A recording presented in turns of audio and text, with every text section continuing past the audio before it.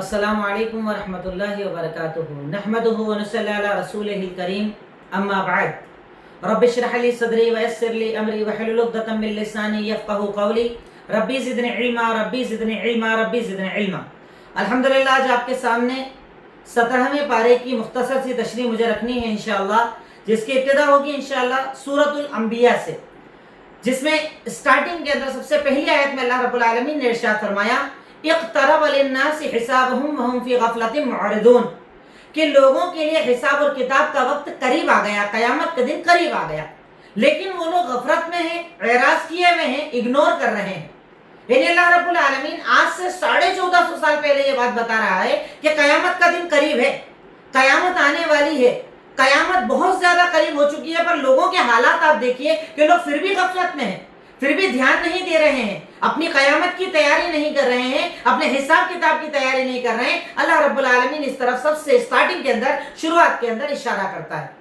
اس کے بعد اللہ رب العالمین کفار مکہ کے اعتراض کا جواب دے رہا ہے۔ جو وہ لوگ اعتراض کرتے تھے کہ بھائی تم آئے ہو، چلو ہم نے نبی تم کو مان لیں، پر تم تو انسان ہو، تم تو ہم جیسے ہو، تم اماں ابا سے پیدا ہوئے، ایسا کیوں؟ فرشتے کیوں نہیں نازل ہوئے؟ اللہ تعالیٰ ان چیزوں کا جواب دیتا ہے کہ اگر تمہیں اللہ کے نبی صلی اللہ علیہ وسلم کی نبوت پر شک ہے، تم ان پر اس بات پر اعتراض کرتے ہو کہ وہ ایک انسان ہے، تو ان سے پہلے انبیاء بھی تو ایسے ہی آئے۔ اللہ تعالیٰ ارشاد فرماتا ہے آیت نمبر 7 آیت نمبر 8 کے اندر وَمَا أَرْسَلْنَا قَبْلَكَ إِلَّا رِجَالًا نُوحِي إِلَيْهِمْ فَاسْأَلُوا أَهْلَ الذِّكْرِ إِن كُنتُمْ لَا تَعْلَمُونَ وَمَا جَعَلْنَاهُمْ جَسَدًا لَا يَأْكُلُونَ الطَّعَامَ وَمَا كَانُوا خَالِدِينَ، کہ ہم نے آپ سے پہلے جتنے بھی نبی بھیجے وہ بھی تو انسان تھے۔ حضرت موسیٰ پیدا ہوئے، حضرت عیسیٰ پیدا ہوئے، پیدا بھی ہوئے، دنیا سے سبھی رخصت بھی ہوئے، تو یہ انبیاء پہلے بھی تو انسان تھے۔ تمہیں ان پر کیوں شک ہو رہا ہے؟ تم ان کی نبوت کا کیوں انکار کر رہے ہو؟ اب سوال اللہ تعالیٰ کر رہا ہے کہ بتاؤ، اگر تمہیں ان کی نبوت پر شک ہے تو کیا ان سے پہلے جو انبیاء آئے وہ کھانا نہیں کھاتے تھے؟ ان کے جسم نہیں تھے؟ وہ دنیا سے رخصت نہیں ہوئے؟ جب ہاں تو پھر تم میرے نبی پر اعتراض کیوں کرتے ہو؟ اللہ کے نبی صلی اللہ علیہ وسلم پر اعتراض کیوں کرتے ہو؟ جب ان سے پہلے انبیاء اسی طرح آئے اور تم نے انہیں نبی مانا، تو ان کی نبوت کا انکار کیوں کر رہے ہو؟ کیا وجہ ہے اس کی؟ اللہ رب العالمین اس چیز کی طرف اشارہ کرتا ہے، اور اس کے بعد اللہ رب العالمین اپنی قدرت، اپنی خلقت اور اپنی طاقتوں کا تذکرہ کرتا ہے۔ اس کے آگے اللہ رب العالمین اپنی طاقت بتاتے ہوئے ارشاد فرماتا ہے وَلَهُ مَن فِي السَّمَاوَاتِ وَالْأَرْضِ۔ یہاں پر اللہ تعالیٰ ایک چیز کا جواب بھی دے رہا ہے کہ اگر اللہ تعالیٰ تمہیں دین کی طرف بلا رہا ہے، تم دین کی طرف آ رہے ہو، تو اس کا یہ مقصد نہیں ہے کہ تم اللہ کی عبادت کرو گے تو اللہ کو کوئی فضل مل جائے گا، تمہاری عبادت کرنے سے اللہ کو فرق پڑ جائے گا۔ اللہ تعالیٰ قرآن میں دوسری جگہ کہتا بھی ہے کہ اگر یہ ساری انسانیت ایک ساتھ عبادت گزار بن جائے تو اللہ کی قدرت بڑھے گی نہیں، اور سب ایک ساتھ ناشکرے بن جائیں تو اللہ کی قدرت کم ہوگی نہیں۔ تمہاری عبادت سے تمہیں فرق پڑتا ہے، اللہ رب العالمین کو کوئی فرق پڑنے والا نہیں ہے۔ اللہ تعالیٰ اسی چیز کا ارشاد فرماتا ہے وَلَهُ مَن فِي السَّمَاوَاتِ وَالْأَرْضِ، اور وہی تو اللہ رب العالمین کی ذات ہے جس کے لیے آسمان اور زمین کی ساری خلقت، ساری طاقت، ساری قدرت، سب کچھ اسی کے لیے، سب کچھ اسی کا ہے، سب کچھ طاقت، قدرت، اختیار اللہ رب العالمین کا ہے، یعنی الوہیت اس کی، ربوبیت اس کی، اور اسماء اور صفات اس کی۔ اللہ تعالیٰ اس کے آگے ارشاد فرماتا ہے اور سنو، اس کے پاس جو ہے نا، مطلب فرشتے، ان فرشتوں کی خاصیت یہ ہے لا یستکبرون عن عبادتہ، وہ اللہ کی عبادت سے تکبر نہیں کرتے ہیں اور اللہ کی عبادت سے تھکتے نہیں ہیں۔ اللہ کی تسبیح بیان کرتے ہیں، تحمید بیان کرتے ہیں، عبادتیں کرتے ہیں، طواف کرتے ہیں، اور اس عمل سے وہ تھکتے نہیں۔ اور اس کے آگے ارشاد فرمایا اور وہ رات اور دن اللہ تعالیٰ کی تسبیح بیان کرتے ہیں، اس سے اکتاتے بھی نہیں، انہیں اکتاہٹ نہیں ہوتی ان کو۔ اب یہاں پر میرے بتانے کا جو مقصد ہے، آیت نمبر 19 سورۃ الانبیاء، اللہ تعالیٰ نے ایک ورڈ جو استعمال کیا ہے لا یستکبرون عن عبادتہ، وہ اللہ کی عبادت سے تکبر نہیں کرتے۔ اس کا مطلب یہ ہوا اگر دنیا کے اندر کوئی اللہ کی عبادت سے بھاگے، نمازوں سے بھاگے، روزوں سے بھاگے، عبادت نہ کرے، گویا کہ اس کے دل کے اندر تکبر موجود ہے۔ وہ زبان سے نہیں بول رہا ہے، پر اسے یہ لگتا ہے کہ اللہ تعالیٰ تو نے جو نظام اور سسٹم بنایا ہے، نماز کا، روزے کا، زکوٰۃ کا، حج کا، مجھے یہ سمجھ میں نہیں آ رہا، میں اس کو قبول نہیں کر رہا۔ زبان سے نہیں بول رہا ہے، پر اس کے دل کے اندر تکبر ہے، تبھی تو وہ نماز نہیں پڑھتا ہے، تبھی تو وہ روزے نہیں رکھتا ہے، ورنہ اندر تکبر نہیں ہوتا تو تو وہ جھکتا, عبادت کرتا, اللہ کو مانگتا, اللہ کے آگے جھکتا, اللہ سے پکارتا, وہ روزے بھی رکھتا, وہ نمازیں بھی پڑھتا, وہ فرض نمازیں بھی ادا کرتا, بلکہ نفلی نمازیں بھی پڑھتا, اگر اس کے دل کے اندر تکبر نہ ہوتا. تو یہاں پر اس آیت سے پتا چلا کہ اگر کوئی انسان عبادت نہیں کرتا, اس کا مطلب اس کے دل کے اندر تکبر ہے. چاہے وہ اسے سمجھے نہ سمجھے, مانے نہ مانے, پر اس کے دل کے اندر وہ تکبر ہے جو اسے عبادتوں سے دور کر رہا ہے. اللہ سے ہمیں پناہ مانگنا چاہیے, اللہ ایسا تکبر کبھی مت دینا کہ ہم تیری عبادت سے دور ہو جائے. اس کے بعد اللہ تعالیٰ ارشاد فرماتا ہے کہ ان لوگوں نے اللہ کو چھوڑ کر غیروں کو اپنا رب بنا رکھا ہے. یا تو رب بنا رکھا ہے, یعنی ڈائریکٹ اللہ کو نہیں پکارتے, کسی اور کو پکارتے ہیں, یہ ہو گیا کفر, انکار. پر کچھ لوگ ایسے ہیں جو شرک کرتے ہیں, اللہ کو تو پکارتے ہیں پر اللہ کے ساتھ سپورٹر, اللہ کے ساتھ وسیلے, اللہ کے ساتھ ذریعے, اللہ کے ساتھ اللہ جیسا لوگوں کو مانتے ہیں, اللہ تک پہنچانے والے, اللہ تک بتانے والے, اللہ کے ساتھی, اللہ کے شریک. اللہ تعالیٰ کہتا ہے کہ سن لو, لو کان فیہما آلہۃ الا اللہ لفسدتا, اگر اس زمین میں اللہ کے سوا کوئی اور بھی معبود ہوتا تو یہ آسمان اور زمین باقی نہ بچتے, فساد مٹ جاتے, برباد ہو جاتے, ختم ہو جاتے. یہ زمین کا سسٹم, یہ آسمان کا سسٹم, رات اور دن کا آنا جانا, چاند ستاروں کا اپنے وقت پر نکلنا ڈوبنا, یہ ساری دنیا کا اپنے سسٹم کے اوپر چلنا, اس بات کی دلیل ہے کیسے چلانے والا ایک ہے. اگر اللہ کے ساتھ کوئی ہوتا یا اللہ جیسا کوئی اور ہوتا, دو مل کر اس ملک کو, اس دنیا کو نہیں چلا پاتے. جھگڑے ہوتے, اختلاف ہوتے, ایک کہتا دن نکالو, ایک کہتا رات نکالو, ایک کہتا بارش, ایک کہتا گرمی, اختلاف ہوتے, جھگڑے ہوتے, اور دنیا کا نظام کبھی ایسا نہ چلتا جیسا اسموتھلی آج ہمارے سامنے یہ نظام چل رہا ہے. تو اللہ تعالیٰ کہتا ہے کہ اس میں کوئی نہیں ہے, اگر ہوتا تو یہ پورا نظام برباد ہو جاتا. اور اس کے آگے اللہ کہتا ہے آیت نمبر 24 اور 23 کے اندر کہ اگر تمہیں لگتا ہے کہ اللہ کے سوا کوئی اور ہے تو لاؤ دلیل, بتاؤ کہاں لکھا ہے, بتاؤ کیسے پتا چلا تم کو کہ تمہارے معبود ہے. یعنی اللہ رب العالمین ان کی عبادتوں کا انکار کرتا ہے. اس کے بعد اللہ تعالیٰ اسی سورۃ الانبیاء کے اندر اپنی خلقتوں کا ذکر کرتا ہے, اپنی طاقت اور قوتوں کا ذکر کرتے ہوئے ارشاد فرماتا ہے اللہ تعالیٰ نے آیت نمبر 30, 31, 32, 33 کے اندر ارشاد فرمایا وَجَعَلْنَا فِي الْأَرْضِ رَوَاسِيَ, ہم نے زمین کے اندر جو یہ پہاڑ ہے نا, ان کو کیلوں کی طرح لگایا ہے, کیل کی طرح استعمال کیا ہے, جتنے اوپر اتنے اندر, کیل کی طرح گاڑ دیا ہے تاکہ یہ زمین حرکت نہ کرے, تاکہ یہ زمین ہلے نہیں, تم آرام سے اس پر زندگی گزار سکو. اللہ تعالیٰ اپنی پیدائش کا سسٹم بتا رہا ہے کہ میں نے دنیا کو کیسے بنایا. زمین کو بچھا دیا, اس کے اوپر کیلیں ٹھوک دی, پہاڑ لگا دیے تاکہ زمین ہلے ڈولے نہیں, اور تم اس کے اندر گھر بنا سکو, سفر کر سکو, آنا جانا کر سکو. اور اس کے بعد کہتا ہے کہ ایسا نہیں, پہاڑ کو کنٹینیو بنا دیا, پہاڑوں کے بیچ میں نے آسان راستے بھی بنائے, درے بنائے ادھر سے ادھر جانے کے لیے, ورنہ پہاڑ چڑھ کے اترنا پڑتا. اللہ کہتا ہے میں نے پہاڑوں کے بیچ میں راستے بھی بنائے, پہاڑوں کو ایسا سسٹم سے لگایا کہ آنے جانے میں راستوں کے اندر تمہیں تکلیف نہ آئے. اللہ تعالیٰ کہتا ہے یہ میرا نظام اور میرا سسٹم ہے.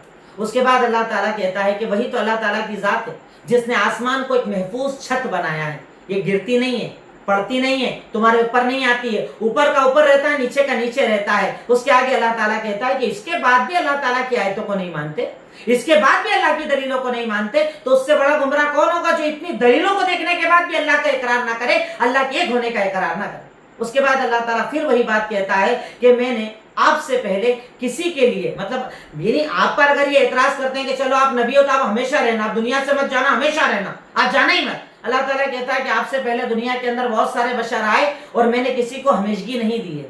اس کائنات میں جو ذات ہمیشہ رہے گی وہ اللہ کی ذات ہے. سبھی آئے اور سبھی کو جانا ہے, سبھی کو موت اور زندگی کو سامنا کرنا ہے, کوئی اس دنیا کے اندر ہمیشہ باقی رہنے والا نہیں ہے. اور اس کے آگے ارشاد فرماتا ہے اللہ تعالیٰ آیت نمبر 35 کے اندر کل نفس ذائقۃ الموت, ہر نفس کو موت کا مزہ چکھنا ہے, ہر نفس کو مرنا ہے, مرنا ہی ہے. اور اس کے بعد اللہ تعالیٰ کہتا ہے کہ اچھائی اور برائی سے ہم تمہارا امتحان لیں گے. یہ دنیا میں جو ہم نے تم کو بھیجا ہے نا, امتحان کے لیے بھیجا ہے. اللہ چیک کرتا ہے, عمل تجھے دیتا ہے, اچھائی برائی کے راستے تیرے سامنے رکھتا ہے. اللہ تعالیٰ تجھے چیک کرنا چاہتا ہے, یہ تیرا ایگزام, یہ تیری امتحان گاہ ہے. اور اس کے مطابق اللہ رب العالمین تیرا فیصلہ اور تیرا حالات اور تیرے نتیجوں کو اللہ رب العالمین ڈیسائیڈ کرے گا کہ تجھے کیا دیا جائے گا. اس کے بعد اللہ رب العالمین اللہ کے نبی کو یہاں پر تسلی دے رہا ہے آیت نمبر 41 کے اندر کہ جب بہت زیادہ لوگوں نے آپ پر اعتراض کیا, آپ کی ہنسی اڑائی, آپ کا مذاق اڑایا, آپ کو برا بھلا کہا, تو اللہ رب العالمین اب یہاں پر آپ کو ایک سکون دے رہا ہے کہ اللہ کے نبی سنیے, یہ ایسا نہیں کہ پہلی بار ہو رہا ہے, ایسا نہیں کہ آپ کے ساتھ ہی ہو رہا ہے. وَلَقَدِ اسْتُهْزِئَ بِرُسُلٍ مِّن قَبْلِكَ, آپ سے پہلے بھی جو رسول آئے نا, ان کا لوگوں نے مذاق اڑایا, انہیں برا بھلا کہا, पागल, मजनू, दीवाना सब कुछ कहा। वलक़द इस्तुज़िया बिरुसुलिम मिन क़ब्लिक फ़हाक़ बिल्लज़ीना सख़िरू मिनहुम, तो जो लोग हंसते थे ना उन पर अल्लाह का अज़ाब आया। उन पर अल्लाह का अज़ाब आना है, आएगा। आपको उड़ाने वालों पर भी आएगा, आपको बुरा बोलने वालों पर भी आएगा, क्योंकि अल्लाह का निज़ाम है, अल्लाह का सिस्टम है। वो अपने नबी की हिफाजत करता है, अपने नबी को परेशान करने वालों को सजाएं भी देता है। ये अल्लाह का निज़ाम है, ये अल्लाह का सिस्टम है। अल्लाह ताला के सिस्टम के अंदर कोई कमी नहीं है। और यकीनन आपसे पहले भी अंबिया आए, उनको भी कौमों ने झुटलाया, उनको भी बुरा भला कहा, और जब उनको बुरा भला कहा तो अल्लाह ताला ने हंसी उड़ाने वालों पर अपना अजाब नाजिल किया। और अल्लाह ताला का अजाब आता है, आना है, यकीनी है। और अल्लाह ताला ने दिखाया, गज़वे बदर के अंदर इनको जलील किया, गज़वे उहुद में इनको जलील किया, कदम कदम पर इनको जलील किया। फतेह मक्का के दिन इनको छोटा साबित करके ये बता दिया कि ताकत सिर्फ अल्लाह रब्बुल आलमीन की है और इज्जत मोमिनों को अल्लाह ताला देने वाला है। अल्लाह ताला ने आयतों के अंदर उसका जिक्र किया। उसके बाद अल्लाह रब्बुल आलमीन हजरत इब्राहीम अलैहिस्सलाम का फिर तज़किरा करता है। जिसमें मैंने आपसे पहले कहा कि हजरत इब्राहीम की जात ऐसी जात है कि अल्लाह ताला ने कुरान में बिखेर रखा है उनके जिक्र को। बार बार आता है, बार बार आता है, कहीं शॉर्ट कहीं डिटेल, कहीं शॉर्ट कहीं डिटेल, कहीं नाम, बार बार आपका जिक्र कुरान के अंदर घूमता है ताकि मोमिन उससे नसीहत हासिल करे, आपके जैसी जिंदगी बनाए, आपकी जिंदगी को अपने आगे रखे, आइडियल और नमूना बनाए। इसलिए अल्लाह ताला, मैंने कल आपको बताया था कि उन्होंने अपने अब्बा को दावत दी, अब्बा को समझाया, अब्बा नहीं माने, अब्बा ने बोला घर से निकाल दूंगा, पत्थर से मार मार के खत्म कर दूंगा। कौम वालों को दावत दी। आज अल्लाह उनकी कौम का तज़किरा कर रहा है। अल्लाह ताला कहता है, वलक़द आतैना इब्राहीम रुश्दहु मिन क़ब्ल व कुन्ना बिही आलिमीन इज़ क़ाल लिअबीही व क़ौमिही। आयत नंबर 52 सूरतुल अंबिया। अल्लाह ताला इरशाद फरमाता है कि हमने हज़रत इब्राहीम को अक्लमंदी, शऊर, रुश्द दिया। उसके बाद उन्होंने क्या कहा अपनी कौम से, जब उन्होंने अपने अब्बा और अपनी कौम से कहा, ए मेरे अब्बा जान, ये बुत जो आपने बना रखे हैं ना, मा हाज़िही तमाथीलुन, इस बुतों के आगे आप एतकाफ करते हो, नज़र व नियाज करते हो, इबादतें करते हो। अल्लाह ताला कहता है क्यों करते हो, ऐसा अमल क्यों करते हो, ये अमल करना गलत है। तो उन्होंने दलील क्या दी? देखिए जाहिल दलील क्या देता है। ये दलील भी पहले कई बार आपके सामने आ चुकी है। इसके बाद भी अगर किसी का दिमाग ना खुले और वो इस दलील को फिर भी पेश करे तो मैं समझता हूं उससे बड़ा जाहिल कोई नहीं होगा कि उसने कुरान ही को नहीं समझा, दलीलों को ही नहीं समझा।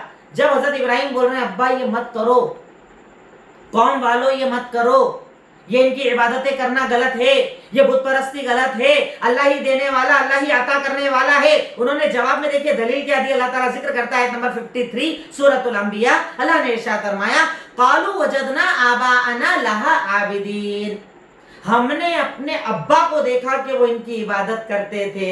हमारे अब्बा, हमारे दादा, हमारे बुजुर्ग, हमारे बड़े, ये दलीलें अल्लाह ताला कभी पसंद नहीं करता। और हर दौर के नबी के मुखालिफों की एक ही दलील रही, हमारे अब्बा करते थे, हमारे दादा करते थे।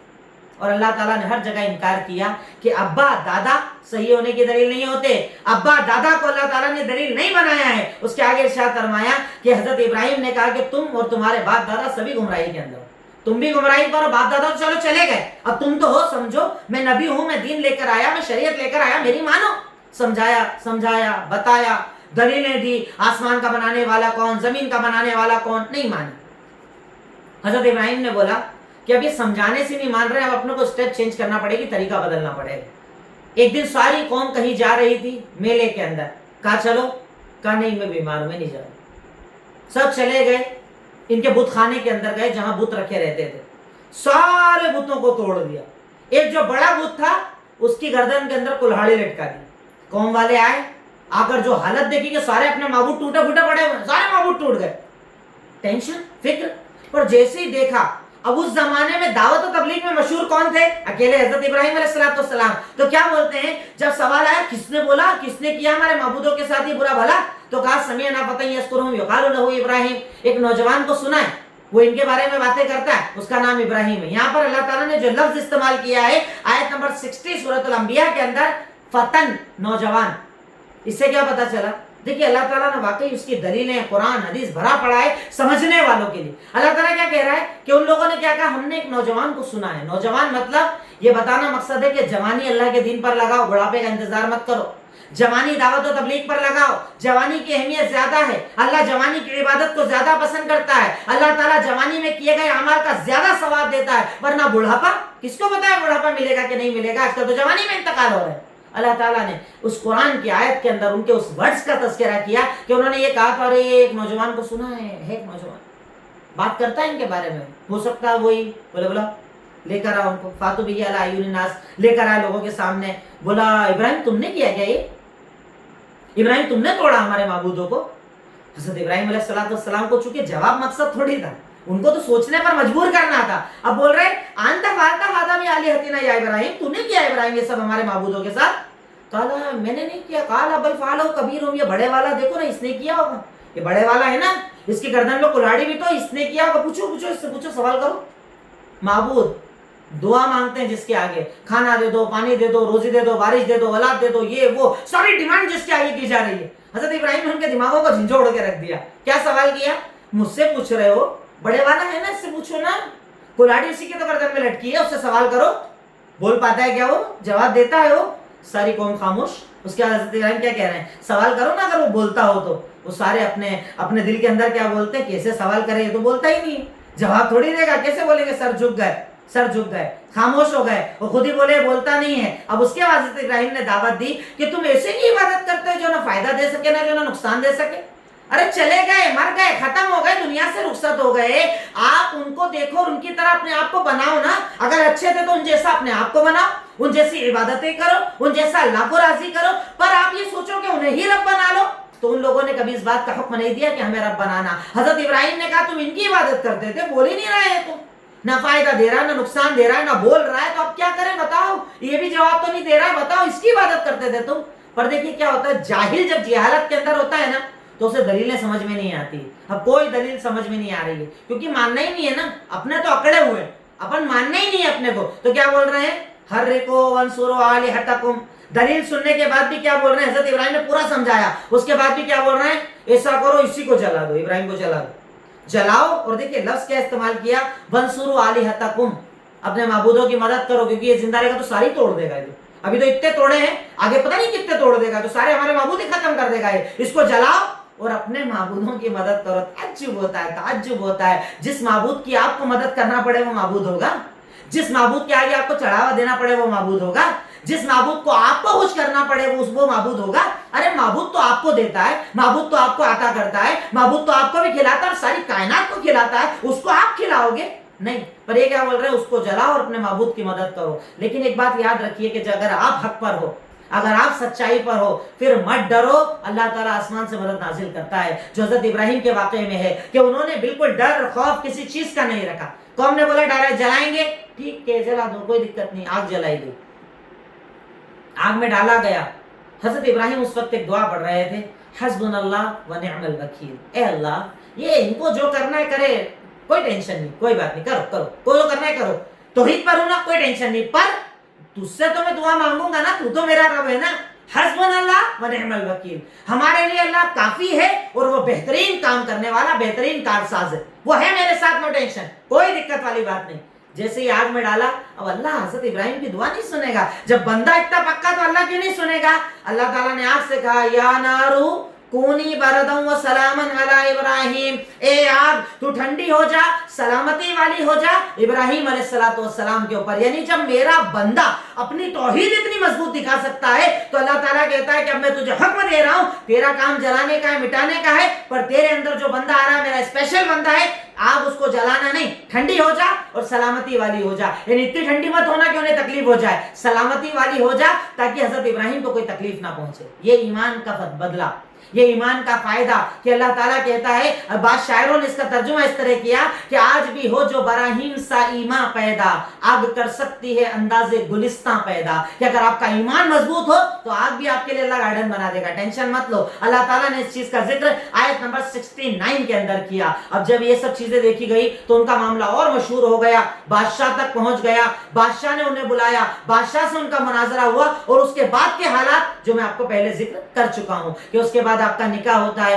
बुजुर्गी में हज़रत इस्माइल होते हैं, बुजुर्गी में हुक्म होता है छोड़कर आ जाओ, रेगिस्तान में छोड़ देते हैं, वहां फिर अल्लाह ताला जमजम को निकालता है, फिर अल्लाह ताला दोबारा इम्तिहान लेता है, अब इस्माइल को ज़िबा कर दो, ज़िबा करने जाते हैं, अल्लाह आसमान से जानवर नाजिल करता है और उन्हें ज़िबा कर देता है। बहरहाल मेरा अभी ये टॉपिक नहीं, मैं इससे आगे बढ़ता हूं क्योंकि सूरत के अंदर अल्लाह ताला ने कई अंबिया का तज़किरा किया है। अल्लाह ताला इसके आगे हज़रत नूह का जिक्र करता है कि हज़रत नूह ने जब हमसे दुआ मांगी, परेशानी में थे, قوم کو دعوت دے رہے تھے، قوم کو بتا رہے تھے، قوم قبول نہیں کر رہی تھی، انہوں نے دعا مانگی تو ہم نے حضرت نوح کو آسانی دے دی، نجات دے دی. صرف ان کے بیٹے کو نجات نہ ملی کیونکہ وہ ماننے والا نہیں تھا.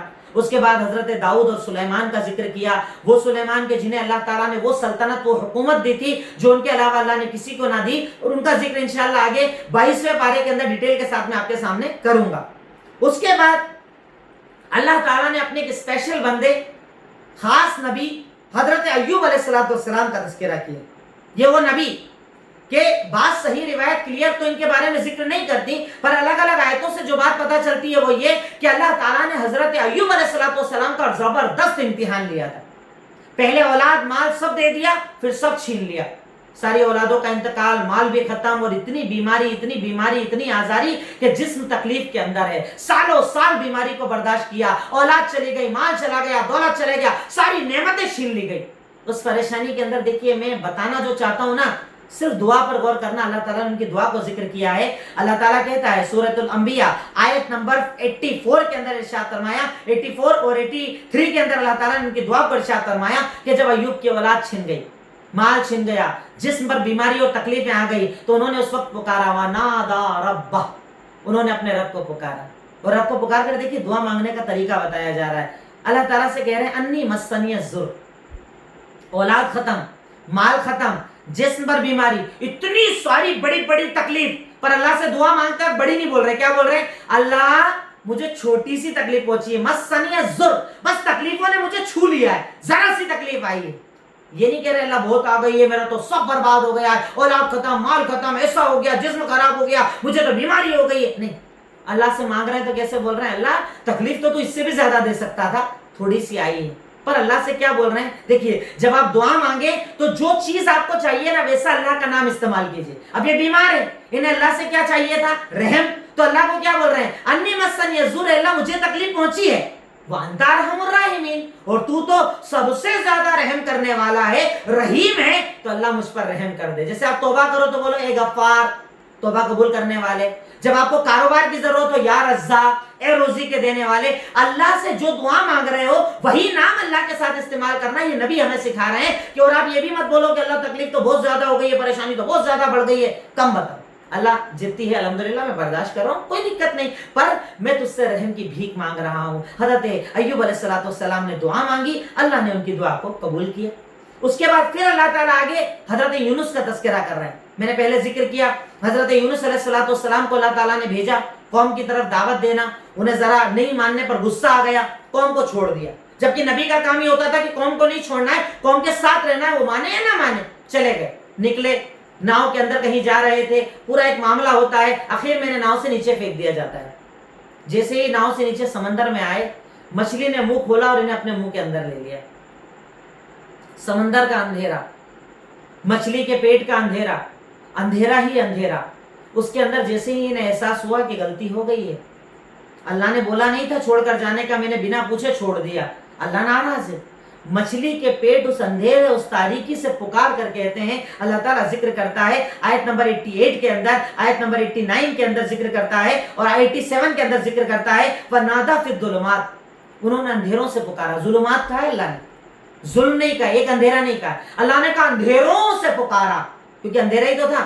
رات کا اندھیرا ہوتا ہوگا، سمندر کا اندھیرا، مچھلی کے پیٹ کا اندھیرا، اندھیرا ہی اندھیرا، یعنی اندھیروں سے پکارا. کیا کہا؟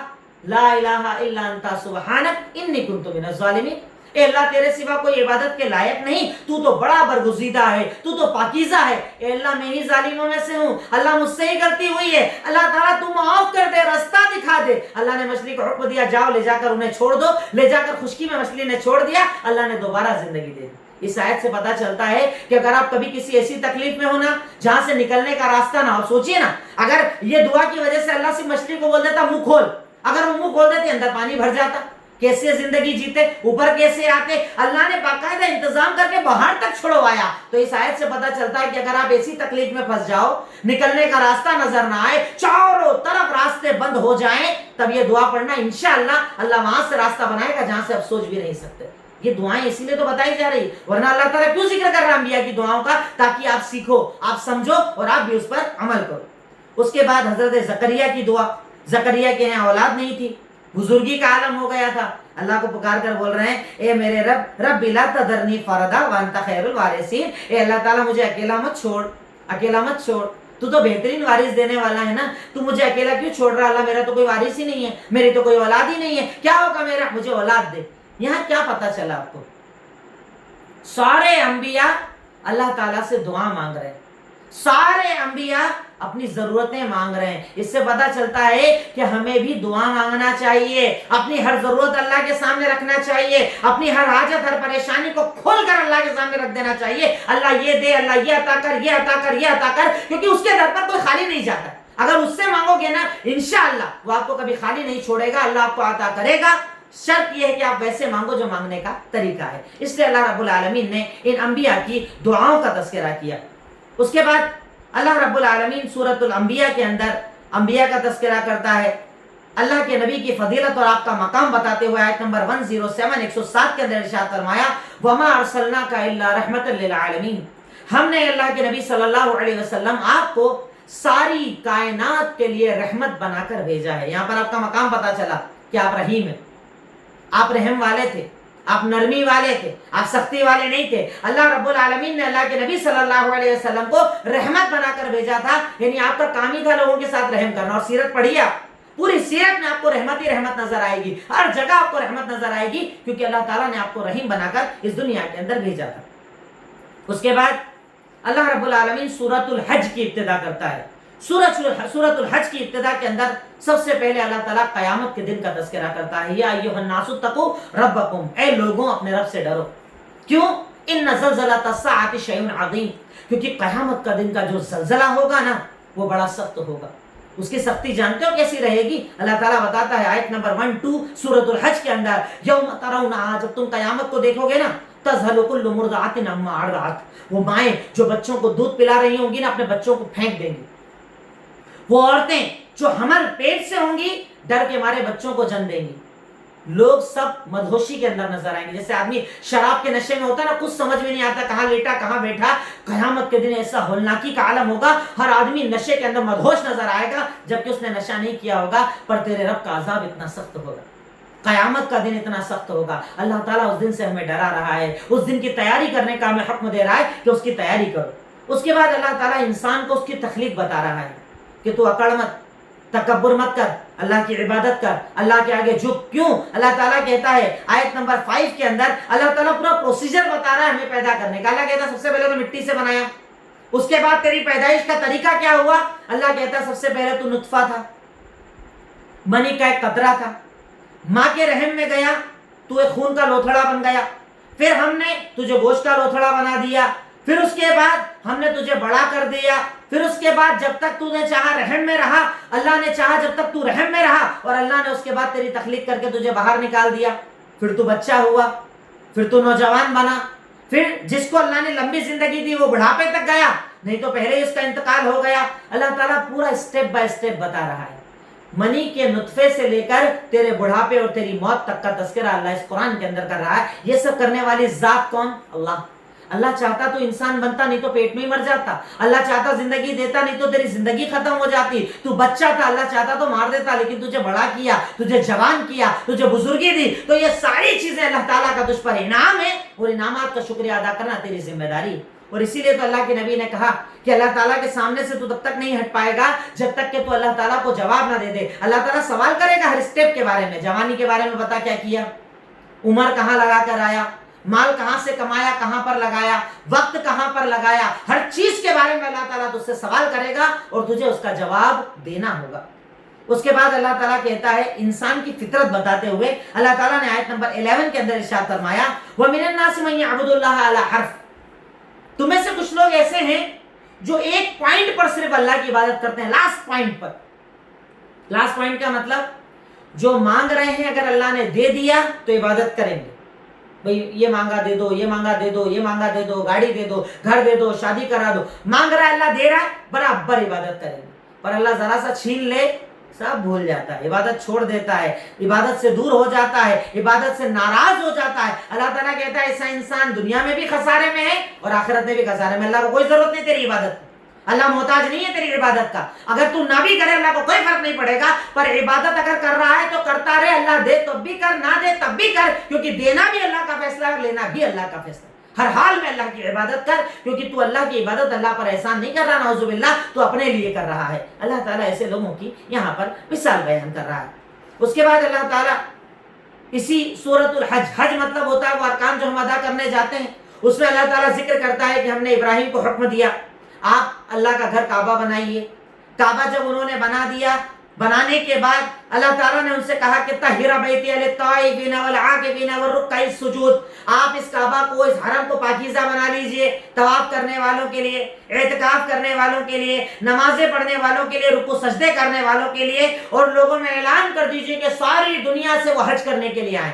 حج کا اعلان اسی آیت کے اندر کیا گیا کہ ساری دنیا والوں کو حج کرنا ہے. اور میں نے اس سے پہلے آپ کو بتایا, سیرت کے اندر بھی بتایا کہ ایسا نہیں کہ طواف حج بعد میں آیا. اللہ کے نبی کے پہلی طواف ہوا کرتا تھا, حج ہوا کرتا تھا. کئی چیزیں ارکان اسی طریقے سے ادا کیے جاتے تھے, کیونکہ یہ سنت حضرت ابراہیم کی ہے. یہ حج سنت حضرت ابراہیم, حضرت اسماعیل, حضرت ہاجرہ کی ہے, اور ان کی سنتوں کو پہلے سے عمل کیا جا رہا تھا. آپ کے وقت بھی عمل کیا جا رہا تھا, اور قیامت تک اس پر عمل کیا جائے گا. اس کے بعد اللہ رب العالمین نے طواف کا تذکرہ کیا, کچھ ان چیزوں کا تذکرہ کیا جو حج کے ارکان ہوتے ہیں, جو حج کے اعمال ہوتے ہیں, مناسک ہوتے ہیں, ان چیزوں کا تذکرہ کیا. اس کے بعد اللہ تعالیٰ آیت نمبر 37 سورۃ الحج کے اندر قربانی کا ذکر کرتا ہے کہ تم اللہ کے راستے میں قربانی کرتے ہو.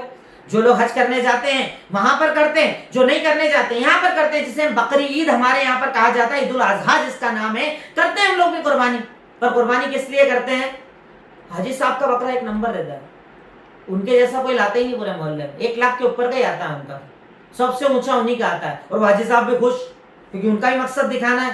قرضہ بھی لینا پڑے پر لیتے, پر 1.5 لاکھ کا ہی بکرا لاتے ہیں. اللہ تعالیٰ یہاں پر ہمیں ایک اصول اور بنیادی چیز بتا رہا ہے. آیت نمبر 37 سورۃ الحج, لن ینال اللہ لحومها ولا دماؤها ولکن ینالہ التقوی منکم.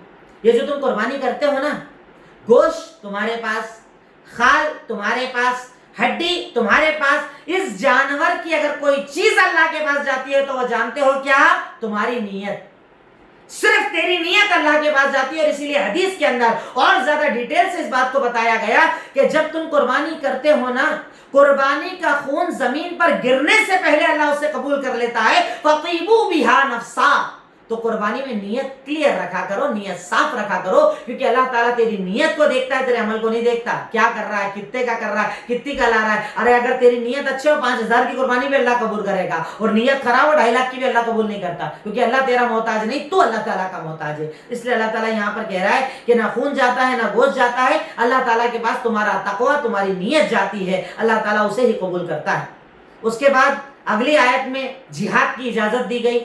صحابہ کرام کو جب مکہ سے نکالا گیا, مکہ سے بھگایا گیا, مال دولت چھین لی گئی, تب اللہ تعالیٰ نے انہیں اجازت دی تھی کہ جن لوگوں نے تم پر ظلم کیا ہے نا, اب تم ان سے بدلہ لے سکتے ہو. اللہ تعالیٰ نے سورہ حج کے اندر انہیں اجازت دی, آیت نمبر 39 کے اندر. اس کے بعد اللہ رب العالمین یہ بھی کہتا ہے کہ جیسا نہیں کہ تم صرف جہاد کرو تو تمہارا مقصد کیا ہو, جہاد کرتا ہے اللہ تعالیٰ کہتا ہے جب وہ زمین میں اللہ تعالیٰ مجاہدین کو طاقت اور قوت دیتا ہے نا, تو وہ لوگ کیا عمل کرتے ہیں؟ نمازیں قائم کرتے ہیں, زکوٰۃ ادا کرتے ہیں, بھلائی کا حکم دیتے ہیں, برائی سے روکتے ہیں, اور یقیناً بدلہ اللہ ہی کے پاس ہے. نہیں, ایسا نہیں ہے. جہاد کا یہ مقصد نہیں کہ ظلم کرو, دولت چھینو, مال جمع کرو, اس کا مقصد ہے دین کو قائم کرو. دین کے قیام کے لیے عمل کیا جاتا ہے. اس کی بہترین ڈیفینیشن اللہ تعالیٰ نے اسی لیے قرآن کے اندر سورہ حج کے اندر بیان فرمائی ہے. اس کے بعد اللہ رب العالمین قیامت کے دن کا تذکرہ کرتا ہے کہ جب قیامت کا دن آئے گا, سارا ملک, ساری بادشاہت اللہ کے ہاتھ میں ہوگی. پھر اللہ تعالیٰ اپنی تخلیق کا تذکرہ کرتا ہے, اپنی طاقت اور قدرت کا ذکر کرتا ہے. اور آج کے درس کی آخری آیت جس میں اللہ رب العالمین توحید کی ایک بہت بڑی مثال دے رہا ہے. اللہ تعالیٰ ارشاد فرماتا ہے آیت نمبر 73-74 سورۃ الحج کے اندر, یا ایھا الناس ضرب مثلا فاستمعوا لہ. دیکھیں انداز اتنا پیارا ہے اللہ کا. ایسا تک کہانی سناتے ہیں نا اپن کسی کو, تو کیا بولتے ہیں؟ سنو سنو سنو, ایک کہانی سنا رہا ہوں, سنو ایک بات سنا رہا ہوں. ویسے یہاں پر اللہ تعالیٰ کہہ رہا ہے, کیا کہہ رہا ہے؟ اے لوگوں, ایک مثال بتائی جا رہی ہے, سنو, کان لگاؤ, دماغ لگاؤ, دھیان دو. مطلب اللہ تعالیٰ کا واقعی قرآن کو اگر آپ ترجمے سے پڑھیں گے نا تو آپ کا دل اس قرآن کے پاس آ جائے گا، مطلب دل جڑ جائے گا اس قرآن سے۔ اللہ تعالیٰ نے اس قرآن کے اندر عجیب سی تاثیر رکھی ہے، عجیب سا اللہ تعالیٰ نے ایسی محبت اس قرآن کے اندر رکھی ہے کہ اگر مومن اسے پڑھتا ہے نا اسے چھوڑ ہی نہیں پاتا، اس سے محبت ہو جاتی ہے اسے۔ جیسے آج آپ دیکھیے نا ہم یہ درس قرآن کر رہے ہیں، کیوں؟ قرآن کی محبت میں کر رہے ہیں نا۔ آپ سن رہے ہیں اپنے گھروں میں، کیوں؟ قرآن کی محبت میں۔ ہمارے آپ کے بیچ میں کیا رشتہ ہے؟ قرآن کا رشتہ، یہی تو ایک رشتہ نا، ورنہ میں آپ کو نہ جانتا نہ آپ مجھے جانتے ہو، دور دور نہ جانے دنیا کے کس کس ملک میں آپ اگر اسے سن رہے ہو، یہ قرآن کی محبت ہے، کیونکہ اللہ تعالیٰ نے مومن کے دل میں قرآن کی محبت کو ڈالا ہے۔ اب اللہ کیا کہہ رہا ہے؟ سنو، ایک مثال دے رہا ہوں، غور سے سنو۔ کیا کہہ رہا ہے اللہ تعالیٰ؟